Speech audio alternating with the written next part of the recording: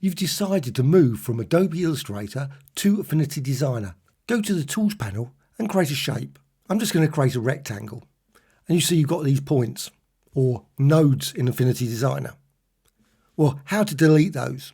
If you go over here, select the node tool and try and delete that, you can't. What you need to do with any shape, you need to go here, convert to curves. So click convert to curves. Now you will see the actual nodes or points, of course, in Illustrator. Select that, just click, and you can see it's now selected. And then press the delete key, and it's gone. So you want to delete 2 points or 2 nodes with that one selected. So hold down Shift and click, and now you can see both of those nodes are selected. Again, press the delete key on the keyboard and it's gone. If you've got a basic path, or in the case of Affinity Designer, a curve, what you need to do now is exactly the same as before, but there's no need to convert it to curves.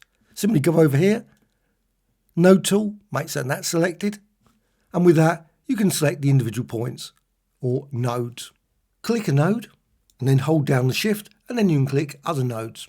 Now another option, simply just drag over them, and as soon as you do that you can see all are selected, and release. Again, just press the delete key, and that's it. Hope you found this tutorial of interest. Any questions, please let me know in the comments below. Bye.